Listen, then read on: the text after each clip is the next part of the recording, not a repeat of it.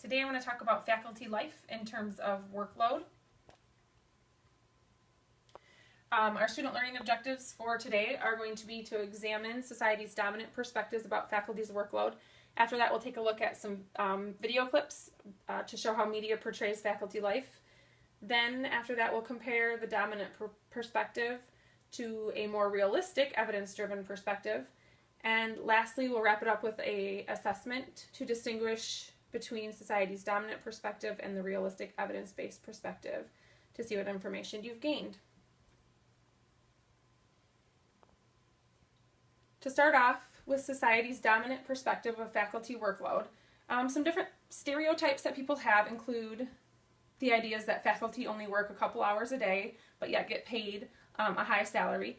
Additionally, faculty stay stagnant in their teaching content. In other words, they're teaching the same things over and over again, semester after semester, and not changing, as well as using outdated teaching formats. And lastly, faculty workload allows them to live a life of leisure in a profession that's not at all stressful. In fact, a study done by CNBC said that in 2013, a professor had the least stressful job in America. Here are some media portrayals that perpetuate and reinforce the stereotypes. A single rate of income tax eliminates loopholes, allowances, and exemptions, as well as encourages payments through use of low interest rates, which theoretically would cause an economic boom. Now, if you would refer back...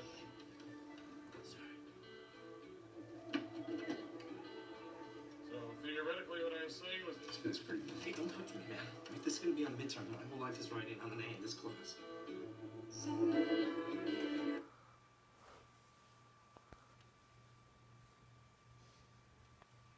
So this was a clip from Accepted, a movie that portrays a college student.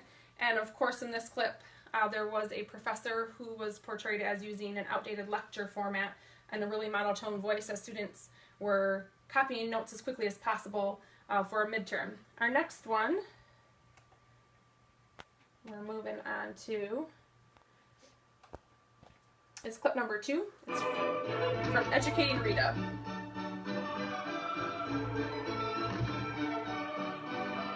Again, portraying a professor.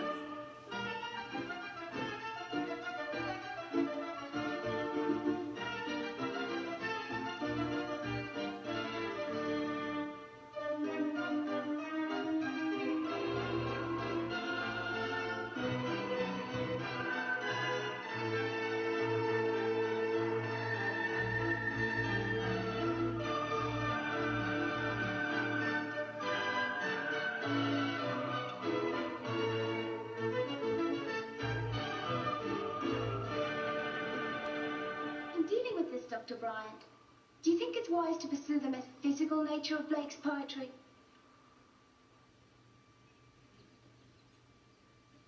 Dr. Bryant? And in this clip again, we're looking at a professor who seems to have a pretty luxurious office space. He's not really doing a lot of working and is pretty disconnected from students during class.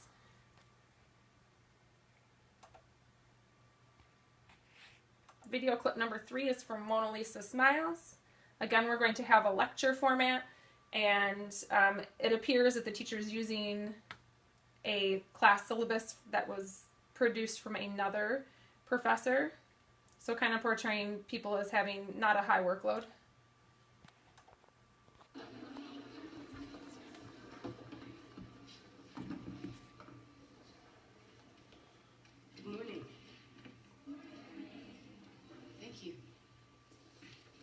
This is History of Art 100.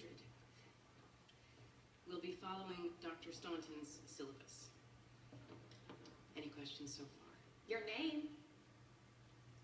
Why don't you go first? Connie Baker. Catherine Watson, nice to meet you. Dr. Watson, I presume. Not yet. And you are? Giselle Levy? Giselle. If someone could get the... Susan Delacourt. Thank you, Susan Delacourt. From the beginning, man has always had the impulse to create art. Can anyone tell me what this is? Wounded Bison, Altamira, Spain, about 15,000 BC. Joan Brandwin. Very good, Joan.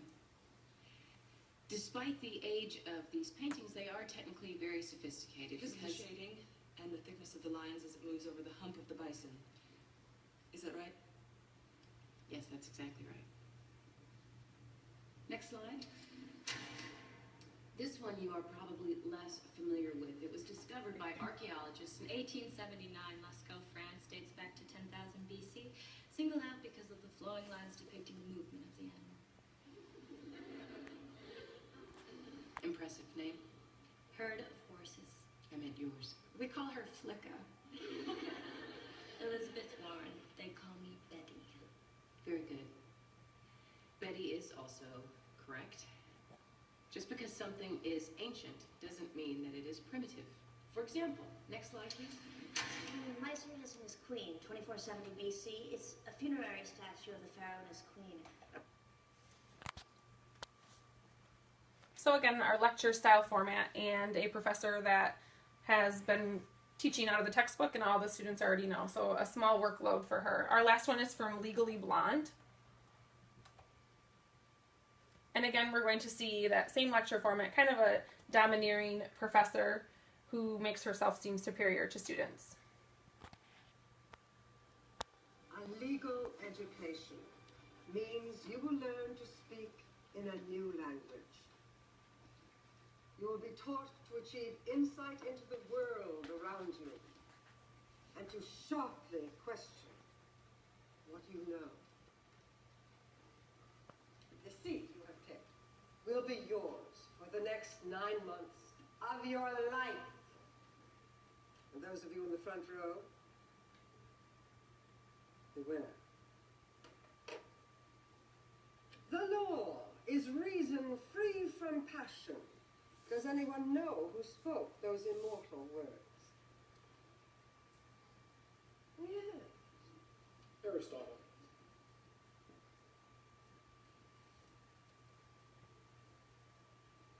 Are you sure? Yes? Would you be willing to stake your life on it? I think so.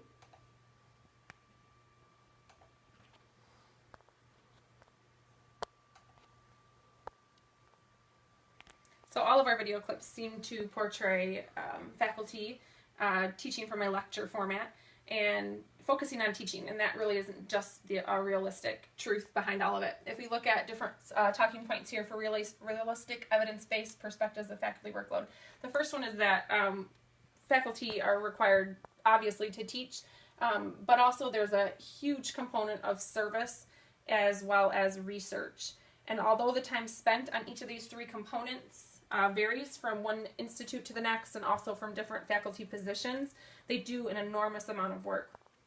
Next, faculty members don't have a stress-free job, as some of our clips depicted, and especially women and faculty of color, faculty with families, have a lot of extra stressors, and this sometimes is due to the fact that faculty are still working in a male model or under the ideal worker perspective.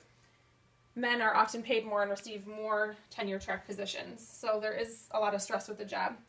Another one we have is that in reality, there's a lot of time put into teaching and into the faculty positions. They put in many hours to fulfill their job requirements. In fact, 47% of faculty members report working more than 55 hours per week, so that is a big workload. We had the idea from society that faculty are paid a lot of money, and this isn't true. There's really a big inequity in salary and treatment for faculty members, depending on their, if they're non-tenure track or tenure track. Tenure track often receive a favorable salary with benefits, but there are a lot of positions that really struggle to make ends meet and don't have equitable pay or treatment. Some of these include contract renewable appointments, fixed term appointments, and then sometimes called part-time, contingent, and adjunct faculty. Many non-tenure track positions require faculty to have a second job outside of higher education or multiple teaching positions at more than one institute. Adjunct faculty members sometimes make just a few $1,000s per class taught, and they don't have the same rights and academic freedom and autonomy over their class. An increase in additional costs of educational institutions have made it difficult for universities and colleges to keep up with salaries and competing professions.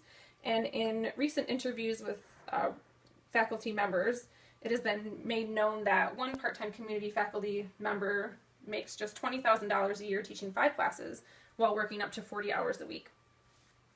Last, we have different modes of teaching. A lot of these clips portrayed faculty members simply lecturing, and that's just not the case anymore. It obviously is still a style that is used, but there's many other strategies as well. Online classes and whole online degrees are available. Teachers are using flipped classrooms, hybrid programs, blended classes, and of course a newer MOOC, the massive open online course.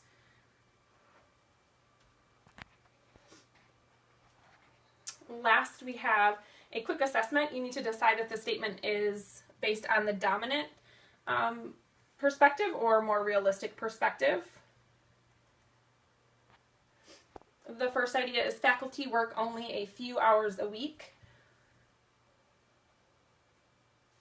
And of course, this is just the dominant perspective. This is society's depiction.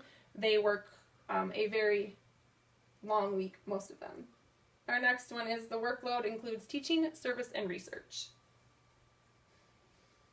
Although a lot of media just depicts it as teaching, this is a realistic viewpoint. We also have service and research. The third one is lecture is the only mode of teaching used by faculty in higher education. And this is a misconception. This is the dominant view. Lecture is not the only mode that is used. All faculty members have high-paying salaries and great benefits. And of course, this is also the dominant view. This is society's perspective. This is what they are led to believe. And as we just discussed, different appointed like adjuncts and part-time employees do not have high salaries and great benefits.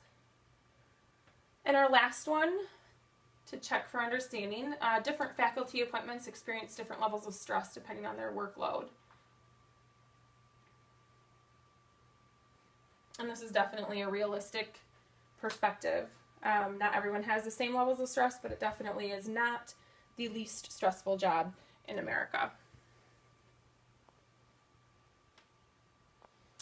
I'm hoping that gave you a little bit more information on faculty life and the realities of faculty workload. Thank you.